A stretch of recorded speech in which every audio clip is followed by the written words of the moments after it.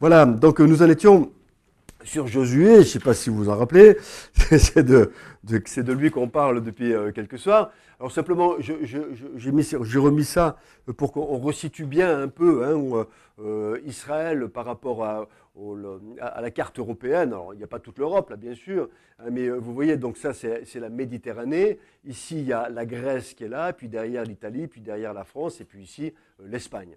Donc, et là, on a l'Égypte avec Israël qui est ici. Israël, c'est un tout petit pays, mais vraiment tout petit, petit, petit, petit. Ici, on voit à peu près la mer Morte et puis le lac de Génézareth qui est là. Et puis derrière Israël, la Jordanie. Et puis le Sinaï qui est ici avec derrière la Syrie, la Turquie, l'Iran et tout ça. Alors, on a vu que le périple de ce peuple hébreu, il partait d'ici, d'Égypte, ils sont allés dans le mont Sinaï, ils sont arrivés ici vers Kadès Barnéa, vous vous rappelez de tout ça, hein, on a vu tout ça ensemble, hein. Ils sont arrivés vers Kadès Barnéa, ils n'ont pas voulu rentrer dans le pays pour différentes raisons, on ne va pas refaire toute l'histoire, ils retournent 38 ans ici, dans cette partie-là, en tout cas dans le désert de Paran, qui est ici, Paran, qui est ici, et puis au bout de 40 ans, le Seigneur leur dit maintenant vous pouvez y aller, ils sont ici, ils font un grand détour par Édom, et là ils vont se battre avec un certain nombre de rois qu'ils vont éliminer, des peuples idolâtres, des peuples spirites, des peuples qui sont pleins d'impureté, pleins d'abominations, et Israël est là appelé comme un jugement de Dieu sur ces peuples. Et donc, dans tout ce qui se passe, là, c'est des guerres terribles. Hein. La guerre, c'est pas beau, c'est pas bien, mais à un moment donné, Dieu juge les peuples parce qu'ils vont trop loin, et c'est le cas ici. Et puis, ils arrivent là. Alors, on va passer à la diapositive suivante. Ils arrivent à Sittim, vous vous rappelez, Sittim, c'est ici. Hein, il se passe un tas de choses à Sittim, et notamment la mort de Moïse, hein, qui pour différentes raisons ne va pas passer dans le pays promis. Le pays promis est ici, hein, voilà, il est dans toute cette partie-là, avec ici la mer Morte, et puis le Jourdain qui est là. Et donc il traverse le Jourdain, vous vous rappelez, hein, on a vu que c'était très symbolique, la traversée du Jourdain, il se passe un tas de choses, avec notamment la première Pâque, la manne qui cesse de tomber, le jour où ils mangent des productions du pays, il n'y a plus de manne, hein, la circoncision, vous vous rappelez de tout ça, hein, c'était quelque chose qui est magnifique, parce que ça nous parle de nous, hein, tout ça, ça nous parle de nous en permanence, tout le temps. Hein. Et puis là, il se retrouve à Gilgal et il campe devant Gilgal. Et puis on a vu ensemble qu'à Jéricho, eh bien, il se passe un miracle extraordinaire. À Jéricho, les murs tombent, Dieu agit avec une grande puissance. Ça nous a appris des tas de choses. Et puis ils arrivent maintenant une deuxième ville à conquérir, c'est Haï, une petite ville. Et puis je ne sais pas si vous vous souvenez, on a vu ensemble la dernière fois que la ville de Haï ne se prend pas si facilement que ça, pourtant c'est une petite ville, parce qu'il y a des choses qui se passent et qui ne sont pas bonnes. Donc voilà. Donc ici c'est un schéma qui nous permet de resituer d'une manière plus globale, leur avancée. Donc ils sont passés ici, c'est ce qu'on a vu là, hein. Ils sont passés ici, et puis là ils vont aller vers le sud, c'est-à-dire qu'ils vont, la première partie de la conquête, c'est le sud du pays. Et puis quand ils auront conquis un certain nombre de villes dans le sud du pays, ils vont attaquer par le nord et puis aller jusqu'ici, jusqu'au lac de Kinneret, hein, de Génézareth. Et donc, pour l'instant, on en est là et on se retrouve ici. On est devant Haï et puis on a vu que Haï, ça ne se passait pas si bien. La prise d'Haï est une déroute. On a vu ça la dernière fois, dans la deuxième heure. Hein, et on a vu que la faute était la faute d'un certain Akan, parce que Dieu avait dit, il est absolument interdit de prendre du butin, interdit de prendre quoi que ce soit, tout le butin est pour l'Éternel. C'est vraiment la parole de Dieu qui était claire, qui était nette, qui était précise. Et donc ce Akan, là, il prend de l'or, il prend, c'est pas ça qu'il fallait appuyer, donc, coup pas désigné, hop, il ne veut pas. Voilà. Donc ce fameux Akan, mais un jour j'arriverai à comprendre comment ça marche, vous allez voir. Ne désespérez pas. Donc ce fameux Akan commet une faute et c'est à cause de cet interdit, il y a un interdit sur Israël à ce moment-là et cet interdit fait bien qu'ils ne peuvent pas prendre une toute petite ville avec pas tellement d'hommes.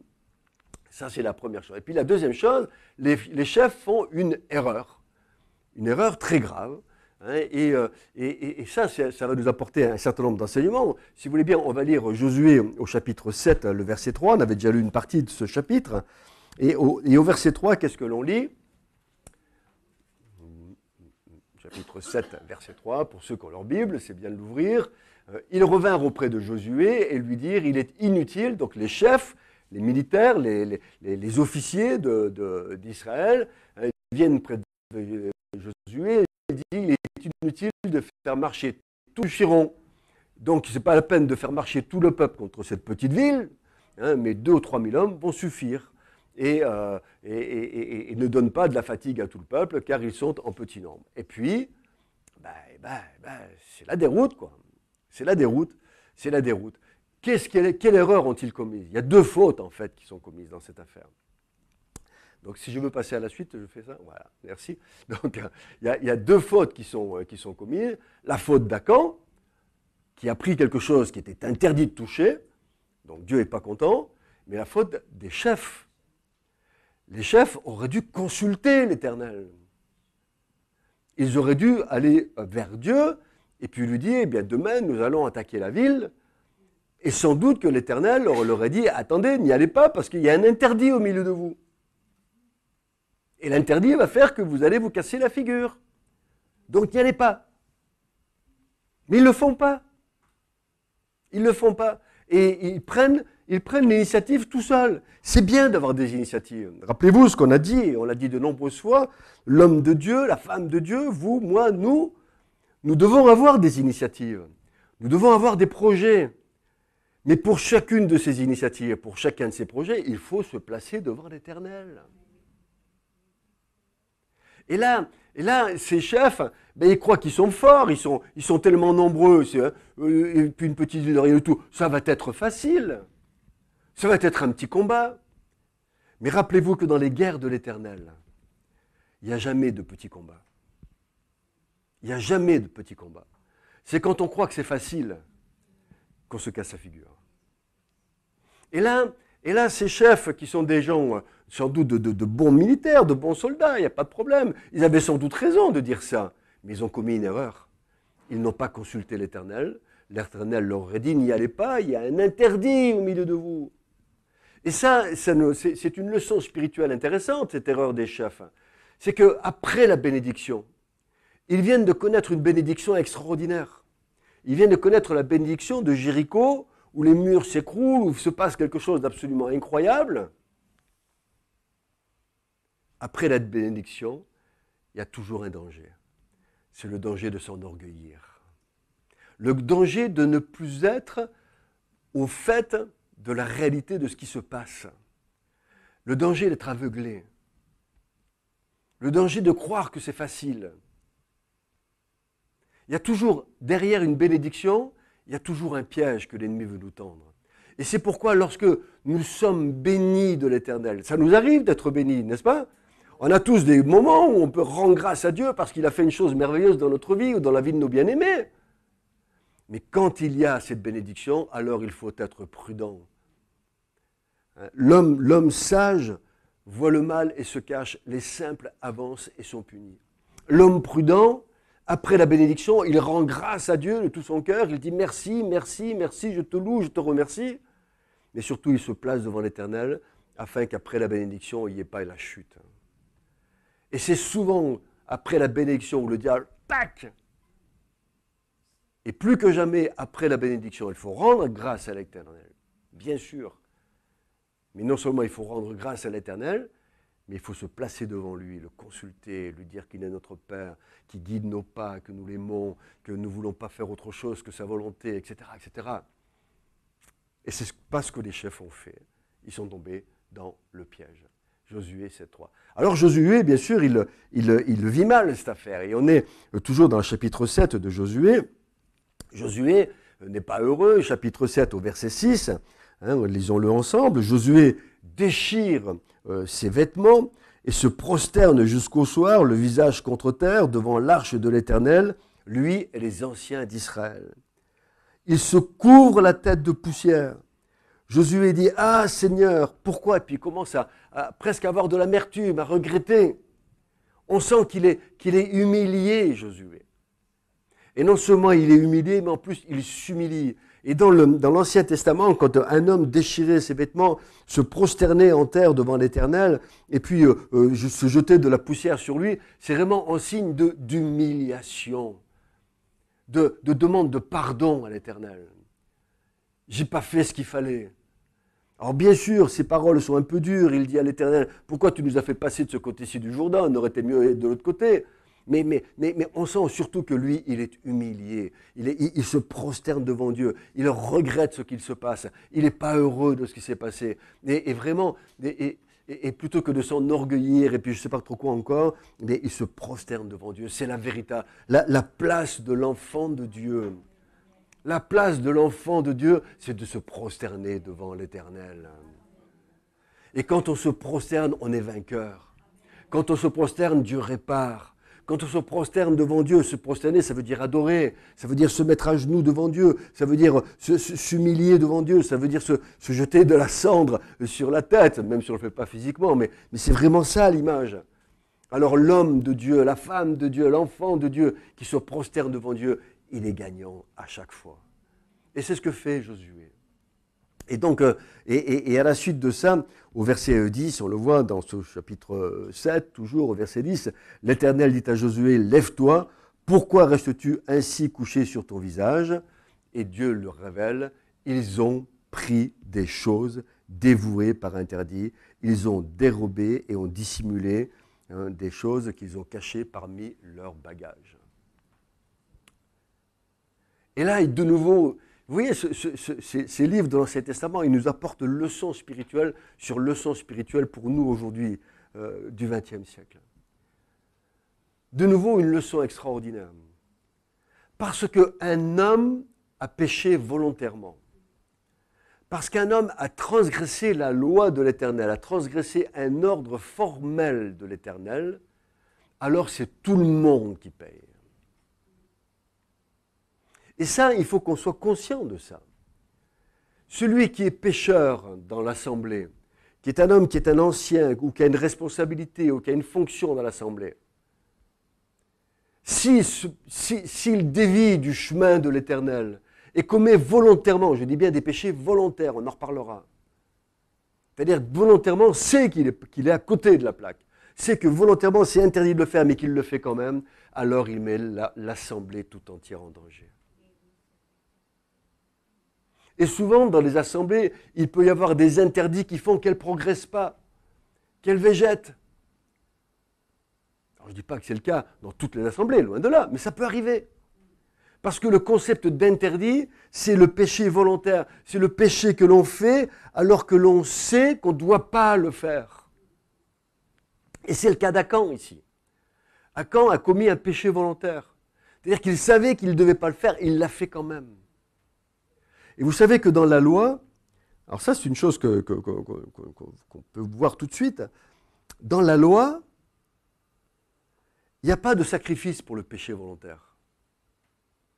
C'est-à-dire qu'il y a des sacrifices, il y a 5 types de sacrifices, c'est toute une étude magnifique sur le livre de Lévitique, il y a 5 types de sacrifices qui existent, mais c'est pour des péchés involontaires.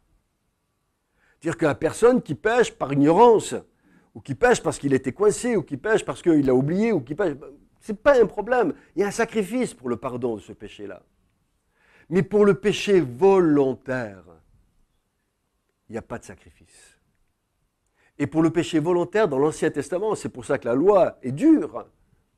Pour le péché volontaire dans l'Ancien Testament, le résultat, c'est la mort. Et c'est ce qui va se passer avec Akan. Dieu dit, vas-y, fais sortir la tribu. Hop, Dieu désigne la tribu de Juda. La tribu de Juda se présente devant l'Éternel.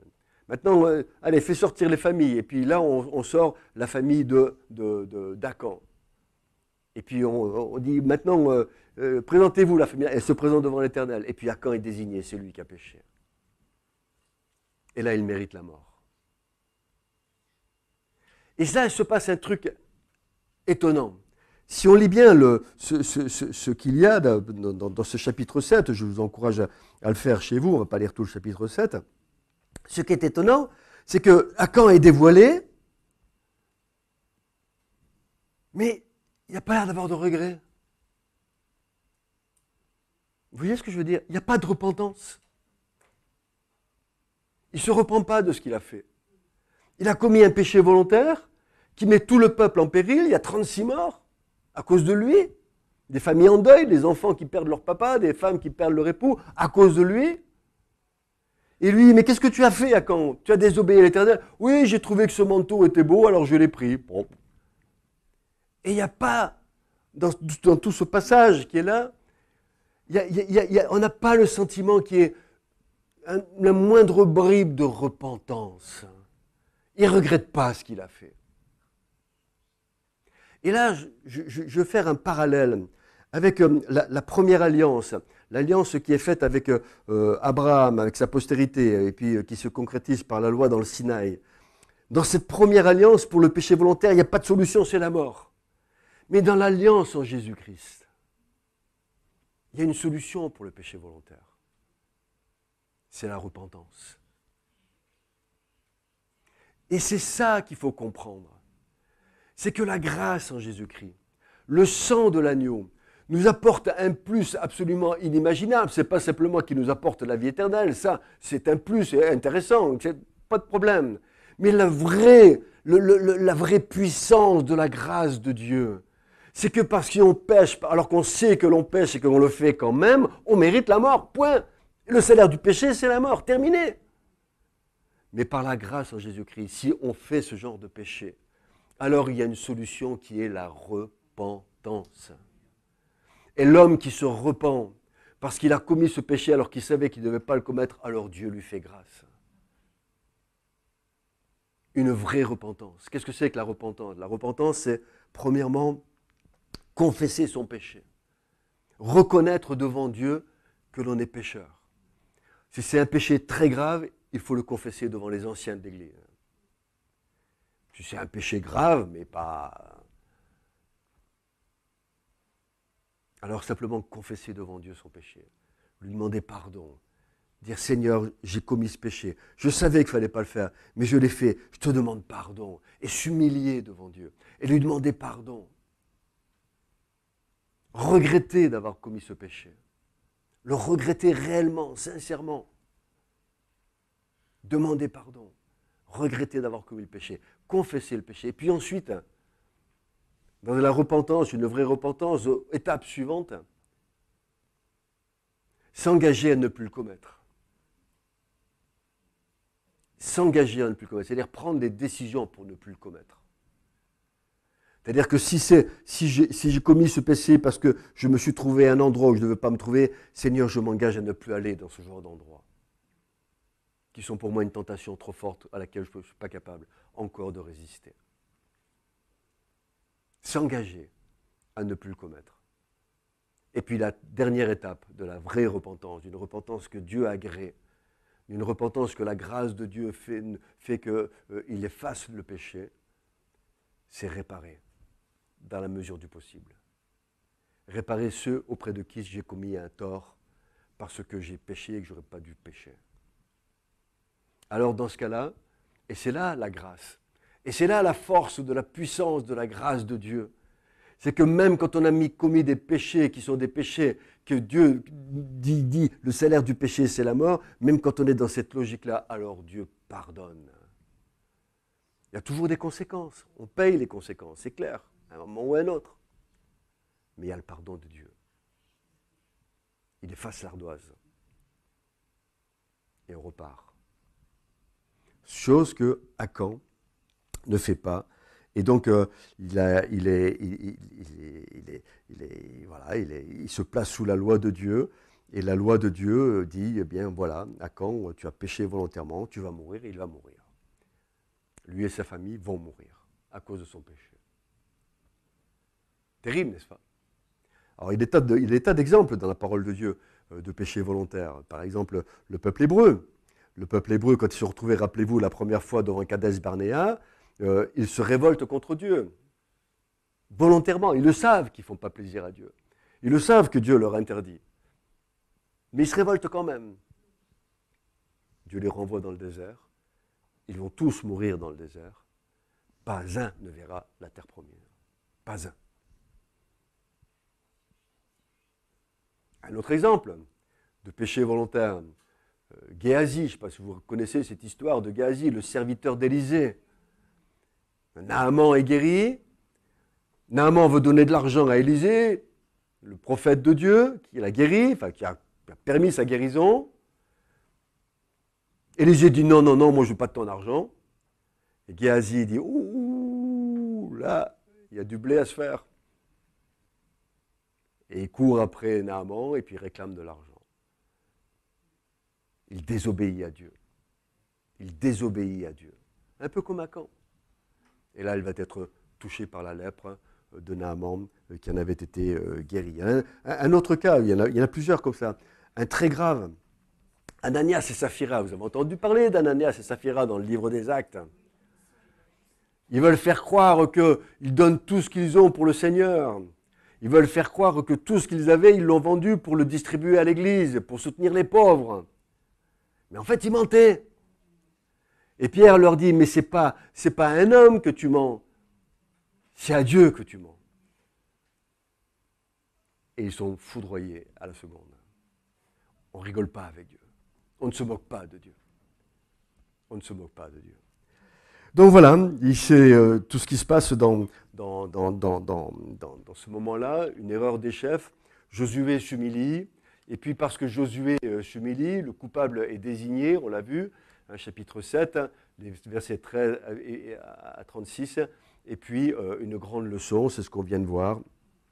La grande leçon, c'est la repentance, c'est le péché volontaire qui trouve une solution dans la repentance, et la repentance, c'est le symbole même de la grâce de Dieu.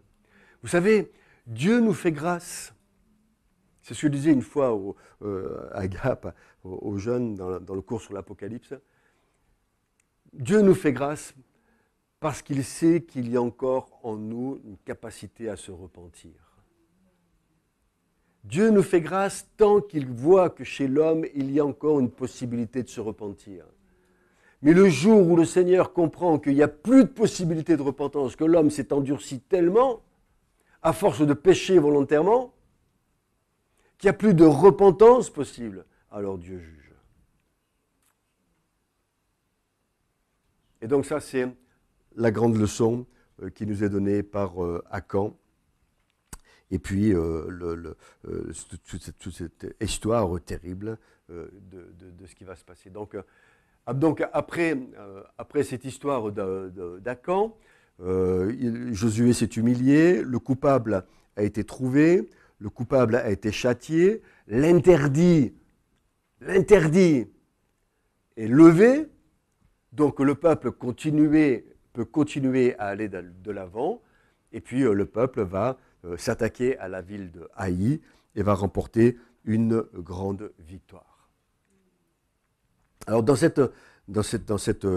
qui se passe là, il y a différentes choses qui sont intéressantes, et notamment là, on a l'impression que dans l'histoire d'Haï, à un moment donné, Dieu s'adresse à Josué et puis lui dit, voilà ce que tu vas faire. Moi, je ne vais pas faire de grands miracles. C'est toi qui dois conduire le peuple. C'est toi le stratège militaire. Et donc il lui dit, moi je te propose une stratégie. Et il lui apprend la stratégie militaire, tout simplement. Il lui dit, tu vas dresser une embuscade, et puis tu vas faire comme ci, puis tu vas faire comme ça. Et puis à un moment donné, tu enverras les hommes qui sont cachés derrière la ville pour l'envahir, etc. On sent vraiment que le Seigneur est reparti avec son peuple, ce peuple qu'il aime, parce que l'interdit a été levé. Parce qu'il y a eu la justice de Dieu qui s'est appliquée. Et là, Josué et le peuple sont vainqueurs. Dieu n'intervient pas dans Haï, il n'intervient pas. Il n'y a pas de miracle extraordinaire, il n'intervient pas, simplement, ils ont la bonne stratégie. Comme si, et ça c'est un truc qui est étonnant, alors s'il y avait plus de temps, je développerais ça, comme si Dieu apprenait son métier à Josué. Il lui apprend. Il le forme, en fait, en quelque sorte. Et ça nous apprend que nous avons tous besoin d'être formés. Personne ne devient un serviteur de Dieu comme ça, tac, du jour au lendemain. On a besoin de formation. Si l'on veut enseigner des enfants, il faut apprendre à enseigner des enfants. Si on veut enseigner des ados, il faut apprendre à enseigner des ados. Ça se fait, c'est pas inné, c'est notre responsabilité d'apprendre. Celui qui veut être pasteur, celui qui veut être missionnaire, celui qui veut être directeur de je ne sais pas trop quoi, il faut qu'il apprenne. Et Josué a dû apprendre son métier. Et on verra qu'à un moment donné, Dieu n'interviendra plus du tout dans la vie de Josué, avec des grands miracles. C'est Josué qui prend les choses en main parce qu'il lui a appris son métier. Nous avons besoin, tous, autant que nous sommes, dans ce que Dieu nous adresse, dans la vocation que Dieu nous adresse, nous avons besoin d'apprendre. Nous avons les dons, mais le don ne remplace pas la compétence que nous devons acquérir. Ça, c'est une chose aussi qu'il faut bien comprendre. Souvent, on demande un don. Oui, donne-moi le don d'enseigner. Ok, très bien, c'est un don, l'enseignement. Mais il y a des choses à apprendre. Je prends un exemple. Un musicien, un exemple que je prends toujours parce que c'est le plus flagrant. Un bon musicien, c'est quelqu'un qui a l'oreille absolue. C'est quelqu'un qui est capable de dire, là, il y a un quart de note en plus, un quart de note en moins, etc., etc. C'est juste, c'est faux. Donc, il a l'oreille absolue. Mais s'il ne travaille pas son violon, il a beau avoir l'oreille absolue, il a beau avoir des doigts agiles, s'il ne passe pas des heures à gratouiller sur son truc, là, il ne se passera rien. Le don ne fait pas tout. Le don nous aide à être plus performants, le don nous aide sans doute à gagner du temps, à trouver des raccourcis dans l'apprentissage, très certainement, mais il ne remplace pas le travail que nous devons faire. Et si nous voulons être des hommes de Dieu, des femmes de Dieu, des serviteurs de Dieu, nous devons nous instruire. Et là, vous êtes là ce soir pour écouter la parole de Dieu, pour vous instruire par rapport à ce que la parole de Dieu vous fait. C'est ça que Dieu attend de l'enfant de Dieu, qu'il s'instruise. Et il n'est jamais trop tard pour s'instruire. Celui qui n'a plus envie d'apprendre n'est pas digne d'être serviteur de l'Éternel. Je répète, c'est une parole historique. Il faut l'enregistrer, la noter. Celui qui n'a plus envie d'apprendre n'est pas digne d'être serviteur de l'Éternel. C'est toute la vie qu'on apprend. Après, il arrive un jour, on n'apprend plus parce qu'on ne peut plus. Mais ça, c'est un autre problème. On avance un peu. Encore une fois, si vous avez des questions, hein, n'hésitez pas. Et donc, on en était à ça, après réparation de la victoire, l'alliance rappelée. Donc, ils sont contents, ils sont heureux. Dieu a permis qu'ils aient une grande victoire parce qu'ils ont eu la bonne stratégie soufflée par l'Éternel qui leur a appris leur métier. Et là, ils vont se retrouver sur le mont Ébal. C'est Josué au chapitre 8. Donc, je vous invite à prendre le chapitre 8. Et là, Josué, qui est un homme de Dieu, il va faire quelque chose de magnifique. Alors Josué bâtit un autel à l'Éternel. Chapitre 8, verset 30. Alors, Josué bâtit et le mont Ébal, hein, on ne l'a pas noté sur la carte tout à l'heure, mais c'est au-dessus, au-dessus d'Haï, c'est à, je sais pas moi, une cinquantaine de kilomètres au-dessus de Haï. Donc ils vont sur cette montagne qui est une montagne haute et à 3000 mètres d'altitude quand même. Hein. C'est pas une petite montagne, 3000 mètres d'altitude, hein, comme le Gélas ici d'ailleurs dans la RPI. Hein. Donc il bâtit un autel à l'Éternel, le Dieu d'Israël, sur le mont Ébal, comme Moïse, serviteur de l'Éternel, l'avait ordonné aux enfants d'Israël. Et comme il est écrit dans le livre de la loi de Moïse, c'était un autel de pierres brutes sur lesquelles on ne porta point le fer. Ils offrirent sur cet autel des holocaustes à l'Éternel et ils présentèrent des sacrifices d'action de grâce. Deux types de sacrifices. Le premier, l'holocauste. Le symbole de l'holocauste, c'est le symbole de l'appartenance. C'est dire à Dieu, oui, ton alliance, je l'aime, je rentre dedans, je ne veux pas la quitter, c'est ton alliance qui est mon alliance, c'est le symbole d'appartenance à l'alliance, c'est l'holocauste. et dans les Hébreux devront faire plus tard, déjà avec Moïse, mais ça, ils ne l'ont pas fait dans le désert parce que voilà, et un holocauste du matin, un holocauste du soir. Signe d'appartenance, signe du peuple de Dieu.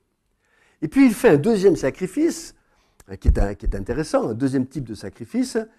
Ils présentèrent les sacrifices, au verset 31 à la fin, des sacrifices d'action de grâce, des sacrifices de remerciement. Ça, c'est quelque chose que nous ne devons jamais oublier. Il y a deux choses, je répète, je vous l'ai déjà dit je crois, mais je le répète parce que c'est tellement important. Il y a deux choses qui doivent faire partie de notre quotidien omniprésent, dans notre spiritualité de femme et d'homme de Dieu. La première, c'est louer l'Éternel parce que Dieu siège au milieu des louanges. Et la deuxième chose, c'est le remercier. Le remercier pour tout. Je suis toujours effaré quand je vois des frères, des sœurs pleins de bonne volonté. On est dans une réunion de prière et on y va et on attaque. Bababam, bababam, bababam, on demande. Non. D'abord, on dit merci. D'abord, on dit merci pour tout ce que Dieu a fait, que nous avons vu ou que nous n'avons pas vu. Moi, je ne sais pas combien de fois sur l'autoroute, en venant d'ici, autoroute bouchée, je ne sais pas combien de fois Dieu m'a gardé sur cette autoroute. D'un fada un peu alcoolisé ou un peu sous cocaïne, qui aurait pu me rentrer dedans et que je ne l'ai pas vu. Mais je sais que Dieu l'a fait, il m'a gardé. Et parce que Dieu m'a gardé, alors je dis merci Seigneur. Merci Seigneur pour tout ce que tu fais dans ma vie, que je vois ou que je ne vois pas. Merci Seigneur pour tout ce que tu as fait, mais merci Seigneur pour tout ce qui concerne ma vie. Et c'est la première chose que nous devons faire tout le temps. Deux choses. Avant de rentrer dans l'intercession et dans le combat, dans la guerre, pied à pied, qui est absolument normal et légitime, ça il faut le faire. Mais d'abord commencer par louer l'Éternel et par le remercier. Ça me fait toujours mal quand je vois des gens qui rentrent comme ça. Je dis, mais tu as prié hier, tu as sans doute été exaucé, dis merci. C'est tellement logique. Ben non. Alors, l'alliance rappelée, il fait ça, et puis ensuite, il va faire une autre chose, je suis au verset 32, hein, et là, Josué écrivit sur les pierres une copie de la loi que Moïse avait écrite devant les enfants de l'Éternel, les enfants d'Israël. Et là, on retrouve bien hein, la symbolique extrêmement forte de la vie de Josué. Hein, c'est un serviteur de l'Éternel, et il est serviteur de l'Éternel qui réussit dans ses entreprises parce que la loi de l'Éternel habite dans son cœur. La loi est au centre de sa vie. Quand je dis la loi, c'est la Torah, c'est la Bible, c'est la parole de Dieu. Pour nous, c'est l'Ancien et le Nouveau Testament. Et l'homme et la femme de Dieu, qui est un serviteur de Dieu, hein, qui réussit dans l'entreprise, c'est quelqu'un qui est imprégné de la parole de Dieu, qui habite abondamment en lui. Amen. Amen. Donc voilà. Josué fait cela sur le mont Ébal, et puis maintenant il va passer à la suite. Et la suite, c'est quoi? Alors la suite, c'est qu'il faut continuer la conquête. On ne peut pas s'arrêter là. On ne peut pas s'arrêter là. Et là, à un moment donné, les rois qui sont dans le sud du pays, vous vous rappelez, hein, je vous ai montré tout à l'heure, ils commencent par le sud, hein, ils commencent par attaquer les villes du sud. Les rois du Sud se disent « Waouh, c'est en train de mal tourner pour nous ». Les rois du Sud se disent « Mais si on les laisse faire, ça ne va pas le faire. Et puis si on va se battre chacun individuellement contre Israël, on ne va pas y arriver. » Donc ils vont faire une coalition. Hein, et donc c'est au chapitre 9 où je suis là et je dis « À la nouvelle de ces choses, tous les rois qui étaient en deçà du Jourdain, c'est-à-dire en terre promise, hein, tous ces rois eh bien, se regroupent hein, et d'un commun accord, ils sont tous d'accord, ils sont d'un commun accord pour combattre contre Josué et Israël. Ils font une coalition. Ils font une coalition pour se battre contre Israël et contre Josué. Ça, c'est ce que nous dit la parole de Dieu. Mais entre-temps, il va se passer un événement étonnant. une visite inattendue. Il va se passer une drôle de chose. La visite inattendue, c'est quoi? Eh bien, c'est ça. Vous avez... Ils sont à Gilgal. Ils viennent de détruire Jéricho et de battre les Haï et la ville qui était. Et maintenant, ils veulent continuer la conquête. Mais ils reçoivent une visite. Et cette visite, c'est qui? Ce sont les gens de Gabaon qui viennent voir ici, à Gilgal, Josué. Qu'est-ce qu'ils viennent faire là? Ben, les gens de Gabaon, ils sont sans doute un peu comme Rahab. Vous vous rappelez, la femme qui était dans la ville de Jéricho? Ils comprennent que c'est en train de mal tourner pour eux. Ils se disent, ce Dieu-là, il est un peu trop fort pour nous.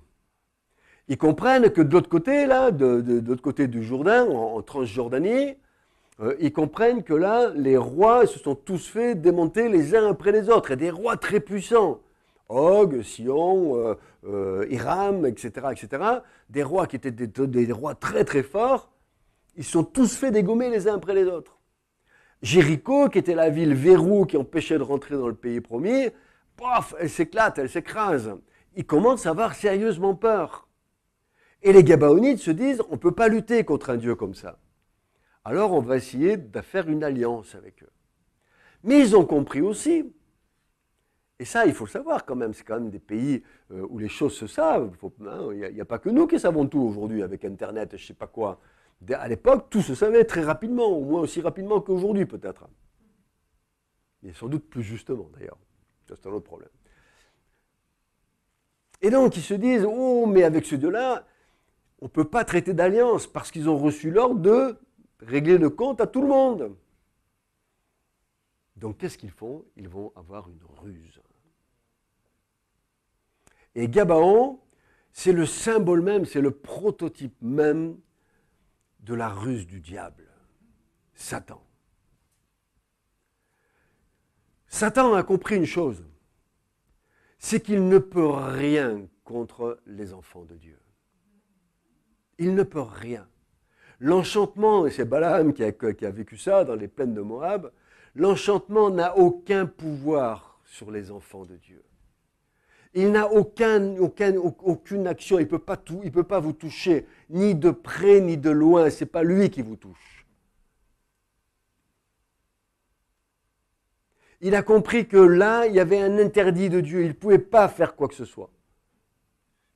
Et parce qu'il a compris qu'il y a un interdit de Dieu, alors il va tromper l'enfant de Dieu, de manière à lui faire faire des choses que l'Éternel ne veut pas.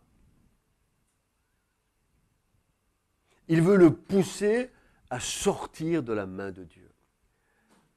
Hein, vous connaissez ce verset qui dit que nul ne les ravira de la main. Hein, nul ne les ravira. Nous sommes dans la main de Jésus. Nous sommes dans la main de Dieu. Nul ne les ravira de ma main parce que Dieu nous tient.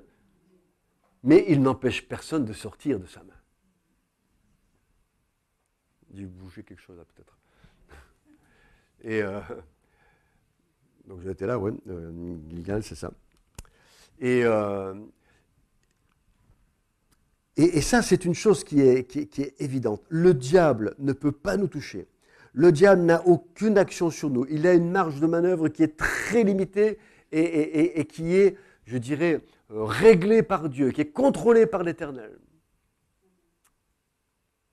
Et donc, son seul moyen d'action sur nous, c'est de nous faire sortir de la main de Dieu, soit par la ruse, soit par la peur. Deux armes que le diable utilise. La ruse ou la peur, et toujours le mensonge, parce qu'il est le père du mensonge. Et donc, pour faire tomber Israël, qui n'a pas le droit de passer une alliance avec les peuples du pays, Israël ne peut pas passer une alliance, c'est interdit. Mais s'ils veulent le faire, ils peuvent le faire, parce que le principe de liberté, libre arbitre, liberté de choix, de décision. Donc ils peuvent le faire, s'ils le veulent. Et donc, le diable va jouer là-dessus. Et donc, ces Gabaonites qui viennent qui viennent de Gabaon, ces gens qui viennent de Gabaon, ils vont voir Josué et ils vont employer la ruse et le mensonge. Je suis dans Josué au chapitre 9, et le verset 9 qui dit « Tes serviteurs », ils parlent comme ça à Josué, ils lui disent « Tes serviteurs viennent d'un pays très éloigné, sur le renom de l'Éternel ton Dieu, car nous avons entendu parler de lui et de tout ce qu'il a fait en Égypte. » Vous voyez, ils savent tout, ils sont au courant de tout. Et donc, qu'est-ce qu'ils font ? Ils prennent des vieux vêtements usés. Ils prennent des outres qui sont trouées, des gourdes qui sont trouées. Ils prennent des vêtements rapiécés et du pain qui est rassis. Et ils disent, nous venons de très très loin, mais parce qu'on a entendu parler de ton Dieu qui est un Dieu si grand, si magnifique, nous on veut le connaître, ce Dieu. Alors, si tu le veux bien, passe une alliance avec nous, Josué, de manière à ce que nous soyons, nous aussi, des adorateurs de l'Éternel. C'est bien quand même.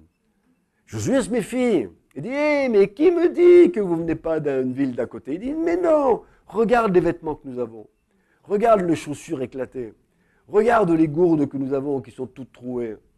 Regarde le pain. Quand on est parti avec le pain, il était chaud. Regarde comme il est maintenant. Nous venons de très loin. Alors Josué commet de nouveau une erreur, lui et les anciens. Qu'est-ce qu'ils ne font pas ? Ils ne consultent pas l'Éternel. De nouveau. Vous voyez, c'est quand même simple. Mais je veux dire, c'est simple. Mais que de fois, des fois nous-mêmes, on est comme ça. On est pris dans le feu de l'action, on y va, on est enthousiaste, on a envie d'y aller, on est pris dans le feu de l'action. Et puis on oublie de consulter l'Éternel. Alors, comme nous sommes dans une loi de grâce, une loi d'amour, alors le Seigneur nous rattrape, des fois nous dit attention, non, mais quelquefois c'est limite. Et là, Josué oublie de consulter l'Éternel, et oubliant de consulter l'Éternel, il passe une alliance avec eux, le piège, et ils sont piégés. Mais ce piège va être un piège terrible, parce que des années après, il passe une alliance où il s'engage à ne pas détruire les Gabaonites. Il passe une alliance où il s'engage à les protéger. Des années après, 2 Samuel, chapitre 21, les versets 1 à 9. Il y a une grande famine qui tombe sur Israël. Un grand fléau qui tombe sur Israël. C'est David qui est le roi. Et David consulte l'Éternel et lui dit, mais pourquoi ce fléau qui nous accable? Qu'est-ce qui se passe? Et l'Éternel lui dit, c'est parce que Saül, le roi qui était avant, a voulu détruire les Gabaonites.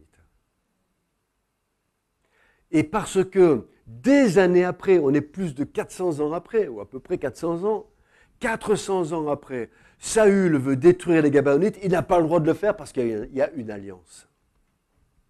Et ça nous rappelle que Dieu nous permet de passer des alliances. C'est notre liberté, c'est notre choix, c'est notre décision.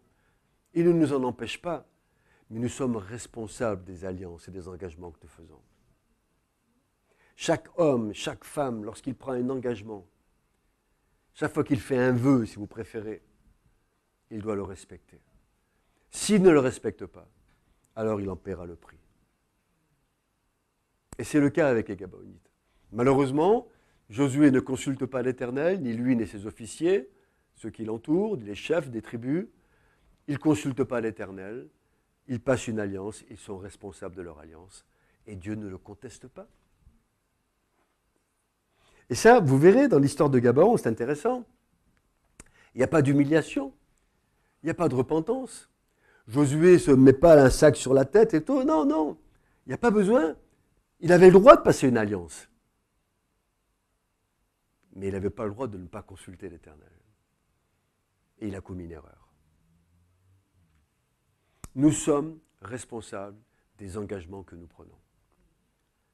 Et il y a aussi comme ça dans la parole de Dieu, l'histoire des Récabites, vous connaissez sans doute.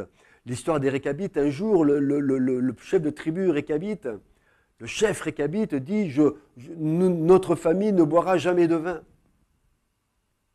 Dieu n'a jamais demandé qu'on ne prenne pas de vin. Il permet qu'on boive du vin. Pas trop, hein.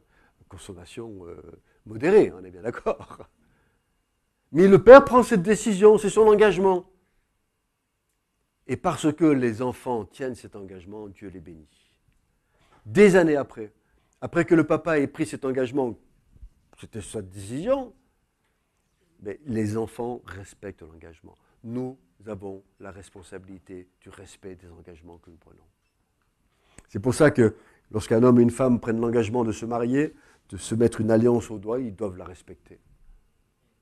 Dieu bénit ceux qui respectent leur alliance envers et contre tout. Et c'est ce qui se passe avec ces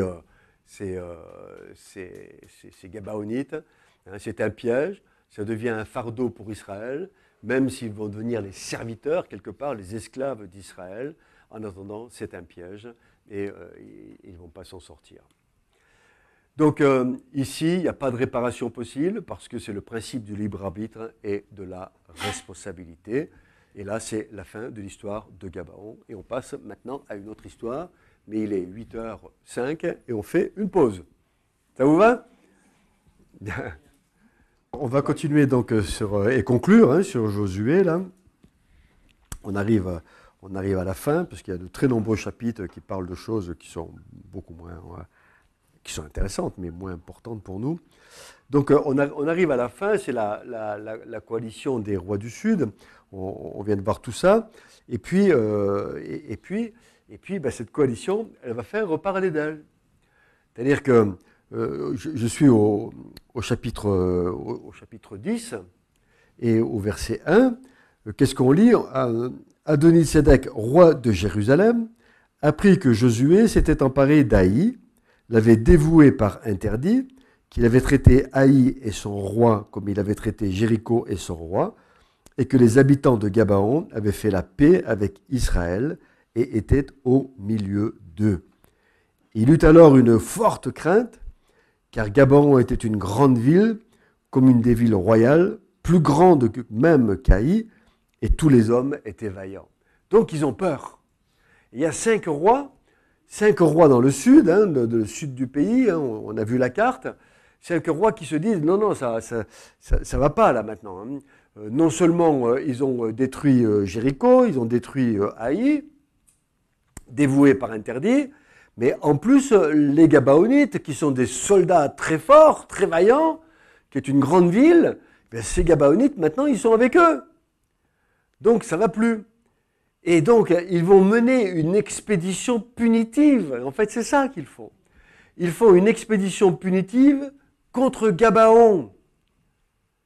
Ça, c'est intéressant. Ça nous instruit.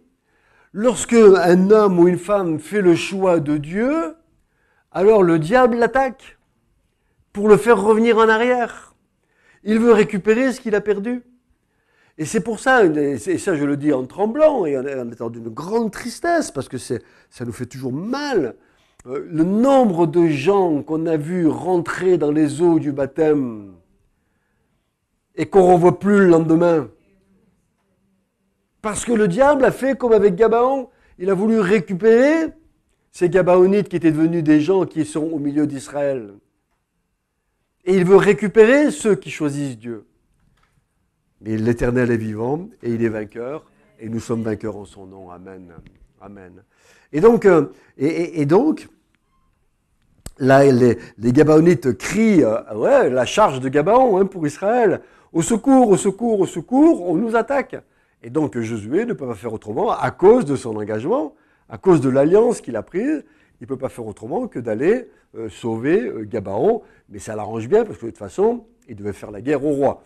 Donc, il fait d'une pierre deux coups. Non seulement il répond à l'alliance, mais en plus, à l'exigence de l'alliance, mais en plus, il va continuer la guerre contre les rois du Sud. Et là, il y a une bataille extraordinaire qui va s'engager. Une bataille tout à fait étonnante, où là, parce qu'ils sont très nombreux, ces 5 rois, ils sont très puissants, alors l'Éternel va donner un coup de main à Josué. Il va lui donner un coup de main, et on arrive dans le chapitre 10, là, vers le verset 10. L'Éternel les mit en déroute devant Israël, et Israël leur fit éprouver une grande défaite près de Gabon. Donc l'Éternel vient au secours. Mais il ne s'arrête pas là. Il ne s'arrête pas là. Et on lit au verset 11, hein, au milieu du verset 11, comme il fuyait devant Israël, et qui était donc les armées des 5 rois sont défaites, ils s'enfuient, c'est la débâcle, et là Dieu ne s'arrête pas là, il va agir encore plus fort, et l'Éternel fit tomber du ciel sur eux des grosses pierres, des grêlons, des cailloux, qui leur tombent sur la tête, pour que la victoire soit totale. C'est un truc extraordinaire, ça. Mais c'est une chose qui est importante de préciser, parce que je lisais des commentaires par rapport à cette affaire, et il y en a qui disent, oui, mais ce n'était pas des grêlons de pierre, le mot est mal employé, c'était des grêlons de glace, gros comme une balle de tennis. Je dis non, la Bible, elle ne dit pas ça. Elle dit que c'était des cailloux. Donc pourquoi voulez-vous qu'il y ait de la glace à la place? Et d'autres commentateurs disent, oui, mais c'était des cailloux qui viennent d'une éruption volcanique. Je dis non. Israël, la Turquie, tout ça, c'est sur une faille tectonique. Il n'y a pas de volcan en éruption. Il n'y en a pas. Donc dire que c'était des volcans, c'est faux. Et ça, on est vraiment confronté à ce qu'on appelle du rationalisme. Du rationalisme, je dirais, anti-évangélique, anti-chrétien. C'est vouloir trouver une explication au miracle. Quand Dieu fait un miracle, il fait un miracle, point. Pourquoi vouloir trouver une explication? Il n'y a pas d'explication. Et c'est la gloire de Dieu, c'est la main de Dieu qui agit. Pourquoi vouloir dire c'est fait à cause de ça? Comme quand on a dit, mais longtemps on a dit ça. En fait, quand ils ont traversé la mer Rouge, ça s'appelle la mer des roseaux. Bien sûr, parce qu'il y a des roseaux sur son bord. Mais non, parce que c'est la mer des roseaux, c'est un marécage. Ils sont passés. C'était pas un marécage, c'était une mer. Et quand ils sont passés au milieu de la mer, hein, il y avait une muraille à droite, une muraille à gauche. C'était un miracle. Pourquoi vouloir chercher des explications? Et on va retrouver la même chose hein, dans l'Apocalypse, où à un moment donné, à la fin, quand les hommes veulent plus se repentir et continuent à blasphémer Dieu, Dieu va faire pleuvoir sur eux des cailloux qui font 50 kilos.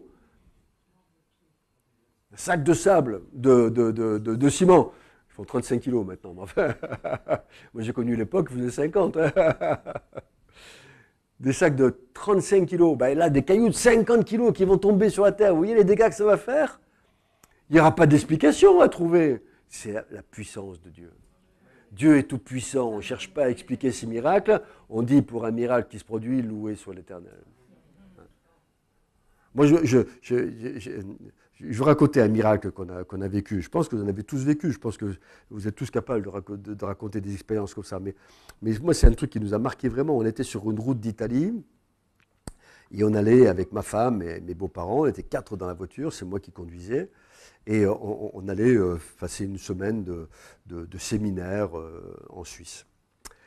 Et on est sur une route. Je conduis. Et puis je vois arriver en face de moi un camion. Bon, un camion. Mais la particularité de ce camion, c'est qu'il avait des tubes gros comme ça.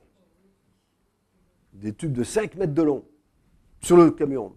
Le camion était chargé de tubes. On arrive à quelques mètres du camion, à 10 mètres du camion, et je vois les tubes qui commencent à glisser. Ils sont en train de glisser, ils arrivent en éventail sur la route. Quand ils glissent, ils sont devant moi, devant mon pare-brise, en éventail sur la route. On est tous morts. On est tous morts.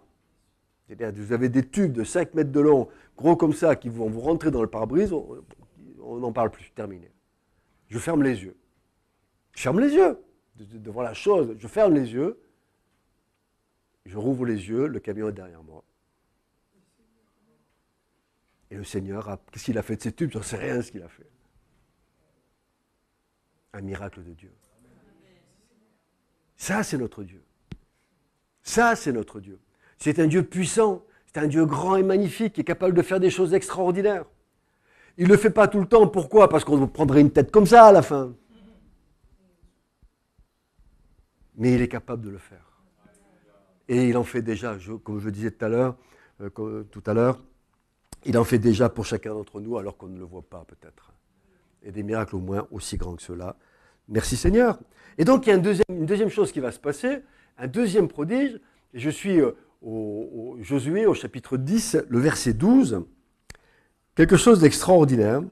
Alors Josué parla à l'Éternel le jour où l'Éternel livra les Amoréens aux enfants d'Israël. Et il dit en présence d'Israël, c'est Josué qui le dit, hein, Soleil, arrête-toi sur Gabaon. Waouh! Et toi, lune, sur la vallée d'Ajalon. Et le soleil s'arrêta, et la lune suspendit sa course, jusqu'à ce que la nation eût tiré vengeance de ses ennemis. Pour que la guerre produise la vengeance de l'Éternel sur ces peuples idolâtres, abominables, affreux, impurs, qui méritent d'être détruits parce qu'ils ne veulent pas se repentir et qu'ils restent dans leur péché, pour que la justice de Dieu puisse s'accomplir, Dieu arrête le soleil. C'est un miracle incroyable. Ça ne peut pas arriver. Ça ne peut pas arriver. Parce que si la lune s'arrête et que le soleil s'arrête, ça veut dire que la terre s'arrête. Et si la terre s'arrête, ben, tout s'écroule, le monde ne peut plus fonctionner. Il n'y a que Dieu capable de faire des choses pareilles. Il fera la deuxième fois un miracle de la même sorte avec Ézéchias, hein, c'est un autre sujet. Donc voilà, quand Dieu veut, quand Dieu aime ses enfants, quand Dieu vraiment soutient le combat de ses enfants, alors il fait des choses absolument extraordinaires, des choses magnifiques qui nous surprennent. Il faut qu'on ait la foi de le croire et la foi de le vivre, et la foi de le vivre. Et donc, à la suite de ça, à la suite de ce premier prodige, de ce deuxième prodige, et à la suite du premier combat qui a eu lieu, où l'Éternel a mis en déroute toutes les armées de ces rois amoréens, alors Josué soumet tout le sud et il va gagner, il va anéantir des rois qui voulaient se révolter contre Dieu et qui étaient en révolte contre Dieu. Et il soumet le sud. Et là, on est toujours dans le Josué au chapitre 10, à la fin du chapitre 10. Et il y a la liste des rois qui ont été soumis par Josué. Un grand moment. Un grand moment. Mais ce n'est pas fini. Maintenant qu'on est allé dans le sud, qu'il a soumis la plupart des rois du sud, mais encore une fois, il faut comprendre, hein, parce que ce n'est pas fini la conquête. Hein. Il va y avoir de... Non, ce n'est pas ça qu'il faut voir, merci. Voilà. Ils ont compris comment ça marchait. Merci. Et ils ont... la conquête n'est pas finie parce que vous avez compris qu'il y a un roi par ville. Donc, autant il y a de villes, autant il y a de rois. Et des villes, il y en a des dizaines. Là, ils viennent de battre 5 rois, mais il y en a des dizaines d'autres. Et c'est pour ça que la conquête va durer presque 4 siècles encore après. La conquête est immense. Mais Josué s'attaque aux villes principales, aux rois qui sont vraiment les plus dangereux. Et donc, il a démis de nombreux rois dans le sud, et il va s'attaquer maintenant aux rois du nord. Et là, il y a la coalition des rois du nord, c'est Josué 11 qui nous en parle. Mais là, c'est une chose étonnante, et vous allez voir, ça va aller vite, parce que la guerre qui va se passer avec les rois du nord, il n'y a quasiment pas de description. Étonnant, on a l'impression d'une guerre éclair.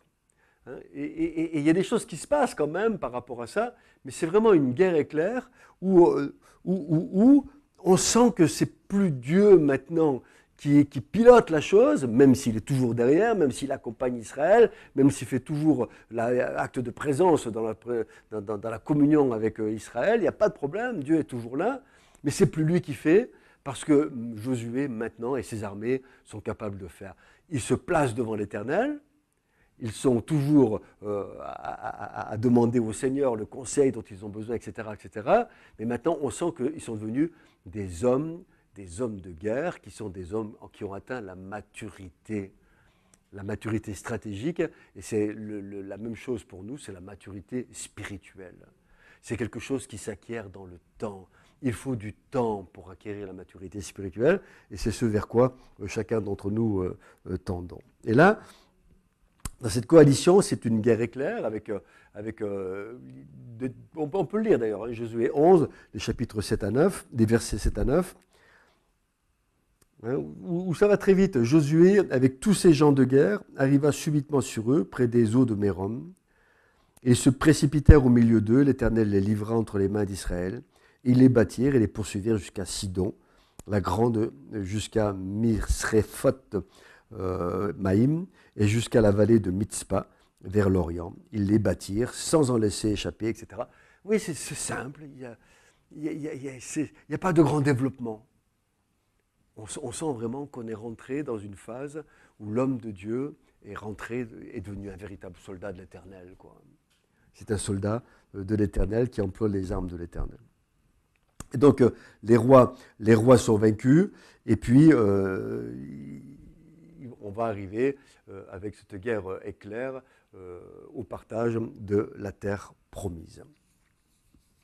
Donc, Josué soumet le sud, Josué soumet le nord, à partir de cette guerre extraordinaire, et pourtant, il y a des petites choses à dire par rapport à ça. Si je reviens au chapitre 11.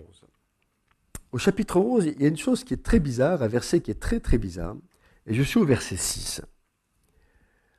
L'Éternel dit à Josué, ne les crains point, car demain, à ce moment-ci, je les livrerai tous, frappés devant Israël.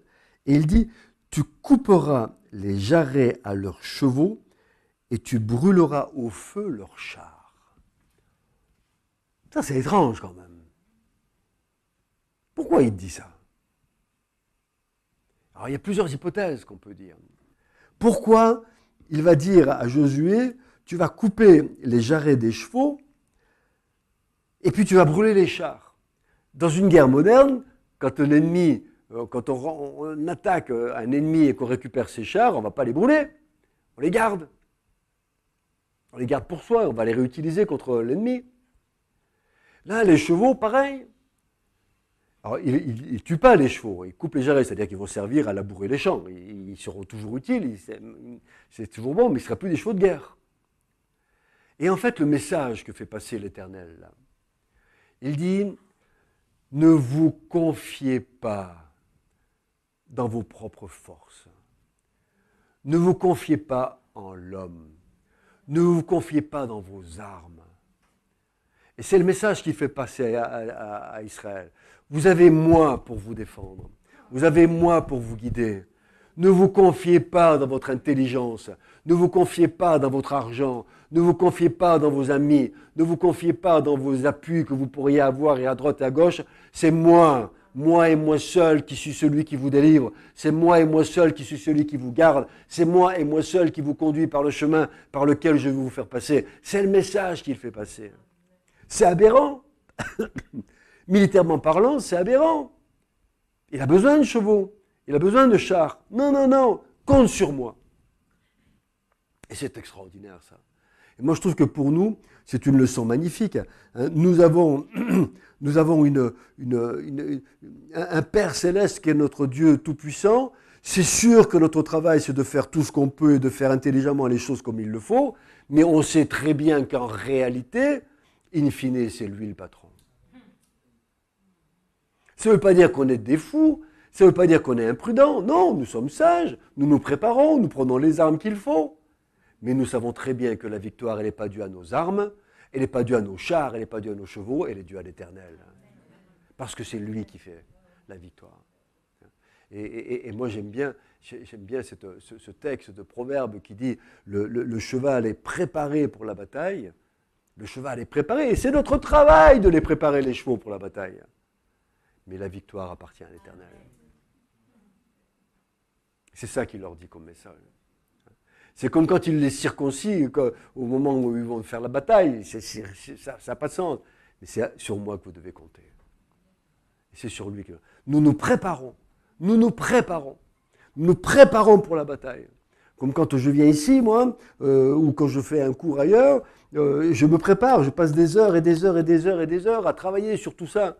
Mais je sais très bien que ce qui fait que ça va apporter quelque chose à quelqu'un, c'est pas ce que je vais dire moi, et c'est pas mon travail de préparation, c'est ce que l'Éternel voudra faire par l'intermédiaire du Saint-Esprit. Mais mon travail à moi, c'est de me préparer. C'est pareil pour chacun d'entre nous. Il n'y a pas de petite bataille, il n'y a pas de petits combats. Et c'est magnifique. et donc Josué arrive à cette guerre éclair et on arrive au bilan. Et au bilan, je suis à la fin du chapitre 12 et le total, il y a 31 rois qui ont été démis, 31 rois qui ont été battus. Hein, donc là, maintenant, tout ça est terminé. Le peuple va s'installer. La conquête n'est pas terminée. Il y a encore des villes, il y a encore par exemple, un exemple, Jérusalem. Jérusalem, le roi de Jérusalem est battu. Mais Jérusalem n'appartiendra véritablement à Israël qu'avec David, 400 ans plus tard. C'est-à-dire que les rois sont battus, mais les habitants à l'intérieur résistent. Les murailles continuent à tenir, ils continuent à se battre. Pourquoi? Parce que le peuple est fatigué, parce que le peuple s'essouffle, parce que le peuple ralentit, parce que le peuple n'a plus la niaque qu'ils avaient au début. Ils ont vu qu'ils avaient des villes, qu'ils avaient des terres, qu'ils pouvaient s'arrêter, poser les armes, se reposer un peu, et un peu de repos, et un peu faire ci, un peu faire ça, et puis finalement, ils ne continuent pas la conquête. Et il faudra 400 ans pour achever cette conquête. Quelle leçon, n'est-ce pas? Et donc finalement, ils arrivent. Vous voyez, on arrive, et là il y a tout un tas de chapitres. C'est le chapitre 13 au chapitre 21. On ne va pas rentrer dans ces chapitres. Il y a quand même beaucoup de chapitres. Hein. Il y a 8 chapitres qui sont très intéressants, mais qui ne nous concernent pas par rapport à Josué. C'est l'histoire du partage. C'est-à-dire qu'ils vont partager le pays, et le pays va être partagé entre les 12 tribus. Et comment se fait ce partage? C'est la carte qu'on a vue tout à l'heure. Il y a ici, vous avez Manassé, Gad et Ruben, Ruben, Gad et Manassé, qui ont décidé de ne pas passer le Jourdain et qui ne veulent pas aller sur la terre promise. Ils préfèrent rester de ce côté-là parce que de ce côté-là, ils ont vu qu'il y avait des bonnes terres, qu'il y avait de l'herbe, qu'il y avait de la place. Et par contre, les autres tribus vont passer le Jourdain et vont s'installer. Et on retrouve, alors on ne va pas tous les voir en détail, mais on retrouve Ephraïm, Benjamin, Judas, Siméon, Nephtali, Azer, voilà, ils sont tous là. Et ils se partagent le pays. On est arrivé à la fin, la conquête est quasiment faite. Ils n'ont pas tout fait, loin de là, mais ils arrivent à la fin et ils se partagent le pays. Et là, on voit deux choses. Deux choses que j'ai envie de voir avec vous parce que ça me paraît trop important que vous le compreniez, ça. La première, c'est celle-là. Siméon, il se trouve à l'intérieur de Juda. Ça, c'est le pays, la part qui revient à Juda. Et chose incroyable, Siméon, qui est là, Siméon est à l'intérieur de Juda. Il est englobé dans Juda. Et en fait, ce que l'on voit là, je vous dis quelque chose que vous entendrez sûrement rarement, c'est l'accomplissement de la prophétie de Jacob. Revenez avec moi. On sort un peu du cadre de Josué, mais ça me paraît tellement important et tellement beau, cette histoire. Venez à Genèse au chapitre 49. Tout à fait à la fin de la Genèse. On a donc Siméon et Lévi, qui sont deux frères. Deux frères de la même mère, de Léa.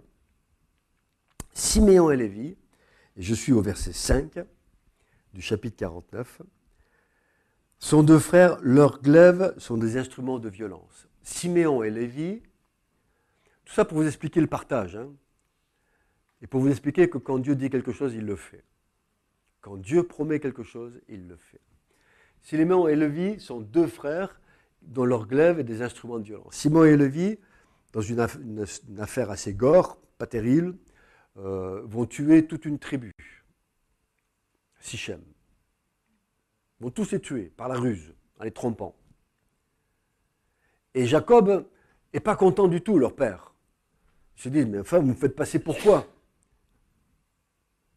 Et quelque part, il va les maudire, entre guillemets, pas à la mort, mais leur dessiner un destin particulier. Et c'est la suite de ce verset 5 qui dit « Que mon âme n'entre point dans leur conciliabule, que mon esprit ne s'unisse point à leur assemblée, car dans leur colère, ils ont tué des hommes, ils ont assassiné. » Et rappelez-vous, le commandement de l'Éternel, c'est « Tu n'assassineras point ». Hein, c'est pas tu ne tueras. Dans une situation de guerre, on peut tuer. Mais tu n'assassineras. Ça veut dire tuer quelqu'un contre qui on n'est pas en guerre. Hein, c'est pas la même chose. Donc ils ont tué des hommes, et dans leur méchanceté, ils ont coupé les jarrets des taureaux. Ensuite, maudite sur leur colère, car elle est violente, et leur fureur, car elle est cruelle. Je les séparerai dans Jacob, et je les disperserai dans Israël. Dieu dit, ces deux tribus-là, je vais les disperser dans Israël. Je reviens à mon partage, si vous voulez bien. Vous avez Siméon, se retrouve à l'intérieur de Juda. Et il va être complètement assimilé par Juda. Il va disparaître. Siméon n'existe plus. On ne parlera plus jamais que de Juda, mais plus jamais de Siméon. Comme si ils avaient été englobés, assimilés, phagocytés, disparus. C'est la prophétie de Jacob. Et Lévi. Alors Lévi s'est racheté, puisque Lévi, à la suite du veau d'or, lorsque Moïse a dit « À moi ceux qui sont pour l'Éternel », seule la tribu de Lévi s'est levée. Donc ils se sont rachetés. Mais il n'empêche que Dieu avait dit par la voix de Jacob « Je les disperserai ». Et que se passe-t-il pour Lévi? Ils ne vont pas recevoir un territoire comme Manassé, ou comme Juda, ou comme Ruben. Ils vont recevoir non pas un territoire, mais des villes. 48 villes. 4 par tribu. Et ils sont eux aussi dispersés dans toute la terre promise. Quand Dieu dit quelque chose, quand le Seigneur nous dit qu'il va revenir, mais il le fera. Quand le Seigneur nous dit qu'il nous accueillera dans son paradis, il le fera. Quand Dieu nous dit que nous sommes ses enfants et qu'il nous aime, il le fait. Quand il nous dit qu'il nous protège et qu'il nous conduit, il le fait. Quand Dieu dit quelque chose, il le fait. Et toutes les promesses qu'il y a dans la parole de Dieu, qui sont des promesses pour ses enfants, je dis bien pour ses enfants, pas pour les citoyens qui viennent au culte une fois tous les morts d'évêques, pour ceux qui sont engagés dans la vie de foi, pour ceux qui croient et qui ont conformé leur vie à la parole de Dieu. Ceux-là, ces promesses, elles sont sûres, elles sont oui et amen. Donc voilà pour les tribus qui sont ici. Elles se partagent ce terrain. Josué a bien travaillé. Josué a fait son travail. Il arrive à la fin de sa vie, il a 86 ans. Et là, les Lévites reçoivent 48 villes, soit 4 par tribu. Alors, ils ont des villes, mais rappelez-vous, ils se sont rachetés et ils ont des villes qui leur appartiennent en propre avec leur banlieue. C'est-à-dire la terre qui est autour. Mais ils n'ont pas de territoire. Intéressant. Ils sont dispersés. Je les disperserai dans Jacob. Je les disperserai dans Israël. Et puis, il y a une autre chose qui va arriver là maintenant. Voilà. Hop là. Voilà. Il y a 6 villes de refuge. Alors, qu'est-ce que c'est que ces villes de refuge? Je vous en parle parce que c'est des choses qui sont intéressantes. Il y a 6 villes de refuge. C'est quoi ces villes de refuge? On ne va pas lire le texte. Si on peut lire, Josué, on va le lire quand même. Josué au chapitre 20. Vous voyez, on arrive à la fin du livre de Josué. Hein. Vous n'y croyiez pas qu'on y arriverait. Mais moi, je savais qu'on y arriverait. On arrive au chapitre 20, les versets 1. L'Éternel parla à Josué et dit, parle aux enfants d'Israël et dit, établissez-vous, comme je vous l'ai ordonné par Moïse, des villes de refuge où pourra s'enfuir le meurtrier qui aura tué quelqu'un involontairement, sans intention. C'est intéressant ça. C'est-à-dire que quelqu'un, j'ai un accident de voiture, sans le vouloir, sans le vouloir, je ne suis pas ennemi de la personne, ben, malheureusement, là, celui qui est en face meurt. Je l'ai tué sans intention de le tuer. Je l'ai tué alors que je n'étais pas... Mais j'ai tué quelqu'un. Et là, il existait ce qu'on appelle à l'époque, on le lit au verset 5, hein, si le vengeur du sang le poursuit. C'est-à-dire que si le vengeur du sang, c'est-à-dire parce qu'il a tué quelqu'un, sans être son ennemi, à ce moment-là, le vengeur du sang peut le poursuivre. Qui c'est le vengeur du sang? Alors il y avait une tradition qui existait à l'époque, c'est-à-dire que quand quelqu'un était mort dans la famille suite à un accident, par exemple, la famille désignait une personne qui s'appelait le vengeur du sang. Et la personne avait le devoir d'aller tuer celui qui avait causé la mort de la famille. Ça s'appelle le vengeur du sang. C'était une tradition qui existait dans le Moyen-Orient à cette époque, et c'était une tradition abominable, parce que la famille qui s'est fait dézinguer tue celui qui a fait le malheur, mais l'autre famille maintenant va désigner un vengeur, et c'est sans fin. Et le Seigneur, dans sa grande sagesse, puisque c'est comme ça que ça se passe à ce moment-là dans le Moyen-Orient, le Seigneur donne des villes de refuge, c'est-à-dire que celui qui a commis cet acte de tuer une personne sans être son ennemi, il va se réfugier dans la ville de refuge, et là, le vengeur du sang ne peut pas aller le chercher.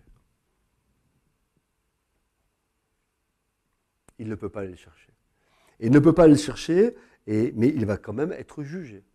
C'est-à-dire que les anciens de la ville vont se réunir, ils vont juger la personne pour le fait qu'elle a fait ce qu'elle a fait, contre sa volonté, malgré elle, et il restera dans la ville jusqu'à la mort du souverain sacrificateur. C'est-à-dire que ça peut durer 1 an, 2 ans, 10 ans, 20 ans, 30 ans. Parce qu'il a commis un meurtre, parce qu'il a fait couler le sang. Et c'est une chose qui est très grave aux yeux de Dieu. Voilà, je voulais parler de ça, ça ne nous parle pas trop de Josué, mais je crois que c'était important que vous le sachiez. Ça nous permet de comprendre la parole de Dieu et pourquoi ces choses sont écrites. Donc on en est là, il y a 6 villes, et les 6 villes, il y en a 6 qui sont ici en Cisjordanie, de ce côté-ci du Jourdain, et puis 6 villes qui sont en Transjordanie, qui sont de ce côté-ci du Jourdain. Mais ces villes font partie des 48 villes des Lévites. Elles appartiennent aux Lévites, à la famille de Aaron et de Lévi. C'est bon? Pas de questions? Tout est clair? Ils existent encore ces villes? Non, c'est fini tout ça. Ouais. Non, ça n'existe plus. Bonne question. Voilà, donc Josué 21, 45, et c'est un verset qui est magnifique, puisqu'on est à la fin, là. On est à la fin, Josué va s'arrêter. Toutes les bonnes paroles, verset 45, de toutes les bonnes paroles que l'Éternel avait dites à la maison d'Israël, aucune ne resta sans effet, toutes s'accomplirent. Moi, cette parole, elle me fait du bien. Je ne sais pas vous, moi, cette parole, elle me fait un bien fou. Toutes les paroles qu'avait prononcées l'Éternel, elles sont toutes accomplies. Elles sont toutes accomplies. Aucune n'est restée sans effet. Ça, c'est notre Dieu. Il ne parle pas pour rien dire. Toutes s'accomplirent. Quelle merveille. Voilà. Alors, Dieu est fidèle à sa parole, mais ce n'est pas fini. Eh oui, rebondissement. La conquête est à peu près terminée. Et puis les 3 tribus qui sont de l'autre côté, qu'on a vu, les Ruben, Gad, Manassé. Donc ces 3 tribus qui sont de l'autre côté veulent rentrer chez elles. Elles passent le Jourdain et puis il leur vient une idée très, très folle. Et je suis avec vous, si vous voulez bien, au chapitre 22, les versets 10 à 12. Il leur vient une drôle d'idée. Ils sont en train de rentrer chez eux, ils ont fait tout le job, ils ont travaillé, et versets 10 à 12, quand ils furent arrivés au district du Jourdain, qui appartient au pays de Canaan, les fils de Ruben, les fils de Gad, et la demi-tribu de Manassé, ils bâtirent un autel sur le Jourdain, un autel dont la grandeur frappait les regards. Qu'est-ce qui leur prend dans la tête? Mais c'est quoi cette idée, hein? Pourquoi bâtir cet autel? Et puis un autel immense, énorme. Mais c'est une forme d'orgueil, quoi. De dire, c'est nous, on passe par là, on rentre chez nous, mais regardez, on marque le territoire, à la frontière, paf, on met cet autel, comme une sorte de totem, hein, c'est un peu ça, quoi, finalement. Et les autres, là, les autres, quand ils voient cet autel, ils se disent, ouh, mais ça ne va pas se passer comme ça. Et des frères qui sont battus côte à côte pendant ces 6 années qu'ont duré les combats contre les 5 rois et les 5 rois, du sud et du nord, ces frères sont prêts à s'entretuer. Vous vous rendez compte un peu où on en est arrivé? Et verset 12, lorsque les enfants d'Israël eurent appris cela, toute l'assemblée des enfants d'Israël se réunit à Silo pour montrer contre eux et leur faire la guerre. De frères de combat, de frères d'armes, ils deviennent des frères ennemis. En rien du tout, en un instant. Ils sont prêts à s'entretuer. Et ce qui va les sauver, c'est qu'ils vont discuter ensemble. Les anciens vont se réunir, vont discuter, et on va s'expliquer, et s'expliquant, le problème est réglé. Mais vous voyez comme quoi tout peut capoter tellement vite. Et ça nous fait penser à une chose. Et c'est pour ça que je vous disais l'autre jour, nous devons être des enfants de paix. Nous devons faire tout ce qu'on peut pour privilégier la paix, quel que soit le prix à payer. Nous devons faire tout ce que l'on veut dans toutes circonstances, faire tout ce qu'on peut pour privilégier la paix, quel que soit le prix à payer. Quelquefois, c'est un prix lourd. Mais la guerre vient si vite. Il suffit de rien. Tout va bien dans une assemblée, dans une famille, dans une église. Tout va bien. Et puis un jour, pour rien du tout, la chose sur laquelle on ne s'y attend pas, bing! Et ça éclate et ça part dans tous les sens. Il faut prier pour la paix. Nous sommes des enfants de paix et nous prions pour la paix. Et nous crions à Dieu, Seigneur, ta paix, ta paix. La guerre vient si vite. Ils étaient frères d'armes. Ils se sont battus pendant 6 ans.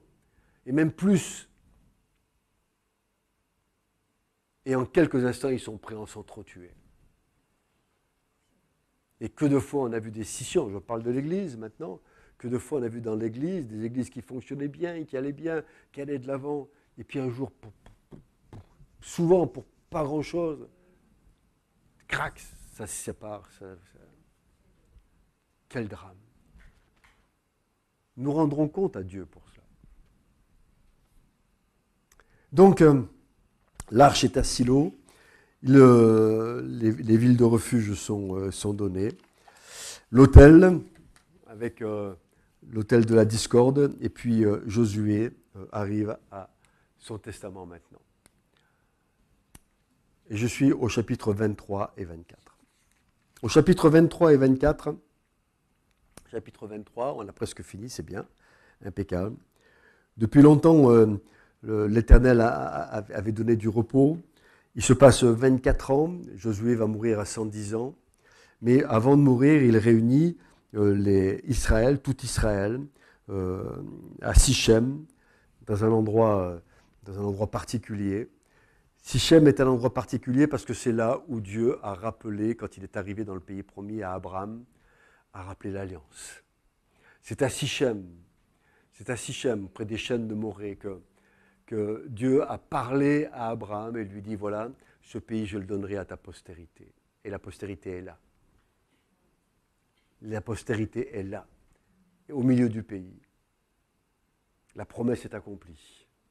Et il est réuni, c'est très symbolique, mais c'est très fort. Josué arrive à la fin de sa vie, il a rempli sa vocation, il a rempli le combat, il est allé jusqu'au bout. Maintenant, il réunit tout le monde à Sichem, il dit voilà, là où Dieu a parlé à Abraham, lui disant ce pays, je le donnerai à ta postérité, nous sommes la postérité et nous avons le pays, alléluia, merci Seigneur. Et là, il va de nouveau faire un sacrifice, il va réécrire la loi, il va donner des lois au peuple, et surtout, il va dire au peuple maintenant, c'est à vous de jouer. Sichem, ça veut dire épaule. c'est pas qu'une anecdote. Pourquoi à Sichem ça se passe? Parce que dans ce lieu qui s'appelle Épaule, on a l'impression que Josué dit, bien maintenant, moi j'ai fait le job, je vous supporte depuis 80 ans.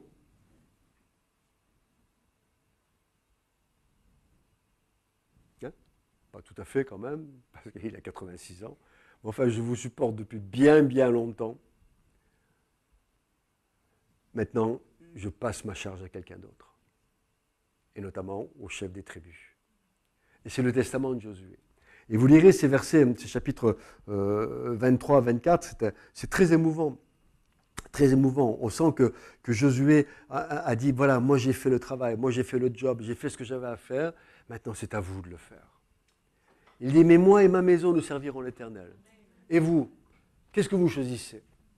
Et là, il y a un verset étonnant d'ailleurs, le verset 14 du chapitre 24, il dit « Maintenant, craignez l'Éternel et servez-le avec intégrité et fidélité. » Chapitre 24, verset 14.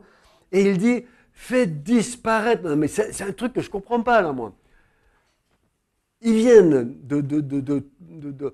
du désert, ils ont battu des rois, ils sont rentrés dans la terre promise, ils ont fait Pâques, ils commencent à manger les fruits de la terre promise, ils ont des villes, ils ont des troupeaux, un butin énorme, ils sont enrichis au-delà de ce qu'on peut imaginer, mais ils avaient encore des dieux d'Égypte avec eux. Que le cœur humain est dur. Que le cœur humain est dur, et ça me fait penser à ces choses que nous ne voulons pas abandonner du monde que nous avons laissé derrière nous. Des fois, il y a des choses du monde que nous ne voulons pas abandonner. Nous ne voulons pas les laisser pour des tas de raisons qui sont souvent des bonnes raisons. Je ne veux pas faire de la peine, parce que si, parce que ça, parce que j'en ai besoin. Non, non. Quand on tourne le dos au monde, on tourne le dos au monde résolument. Les dieux d'Égypte qu'on avait avec nous, on les fout à la poubelle. Ils avaient encore ces dieux-là avec eux. Et à 2 reprises, Josué va être obligé de leur dire « Faites disparaître les dieux qu'ont servi vos pères de l'autre côté du fleuve de l'Égypte. » Que le cœur humain est dur. Que jamais il ne soit dit la même chose de chacun d'entre nous. Que nous soyons des femmes et des hommes qui sachons tout abandonner à l'Éternel et ne pas nous trimballer avec nous des choses, des casseroles qui viennent du monde. Ayons le courage de la séparation. Et donc, moi et ma maison, nous servirons l'Éternel. Et le peuple dit à Josué, non, non, car nous aussi nous servirons l'Éternel. Mais Josué leur dit, vous êtes sûr que vous servirez l'Éternel? Oui, oui, oui, on le servira, on le servira. Mais vous savez, vous êtes un peuple difficile. Moi, j'ai l'impression que vous n'arriverez pas. Mais si, on y arrivera, on y arrivera, on y arrivera. Et alors là, Josué a des paroles terribles sur la fin de... Et c'est pas que l'amertume, je crois que ça va au-delà de ça. Hein,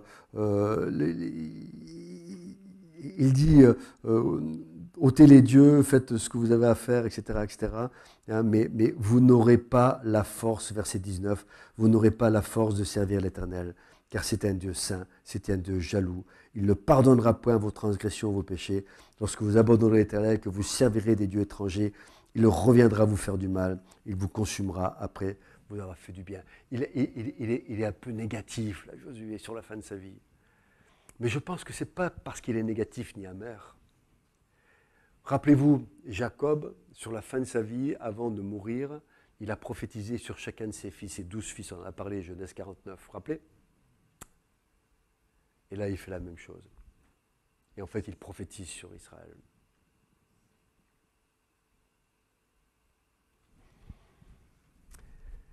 Et donc, on va terminer sur cette note qui n'est pas forcément très positive.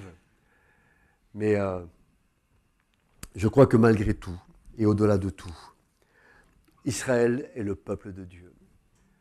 Le peuple que Dieu aime par-dessus tout. Et il ne l'a pas lâché, il ne le lâchera pas, il ne le lâchera jamais. Et au-delà des aléas et de cette prophétie un peu négative qu'a Josué, au-delà de tout, on voit la grandeur, la patience, la fidélité de l'Éternel qui, malgré tout, va garder Israël jusqu'à la fin. Il y aura des périodes difficiles, il y aura des périodes compliquées. Mais parce que c'est le peuple de Dieu, il le gardera jusqu'à la fin. Et ce peuple de Dieu, on le retrouve dans le livre de l'Apocalypse, qui est omniprésent. Voilà, Josué a 110 ans. Il meurt. Il va être enseveli dans le territoire qu'il a reçu en héritage. Il a accompli ce qu'il avait à faire. C'est un serviteur de Dieu, tel que nous aimerions, je pense, tous être. Quel modèle pour chacun d'entre nous. On s'arrête là? Est-ce que vous avez des questions?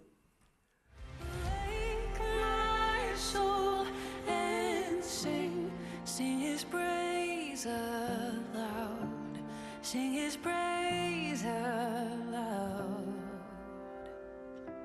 Oh, awake my soul and sing his praise aloud.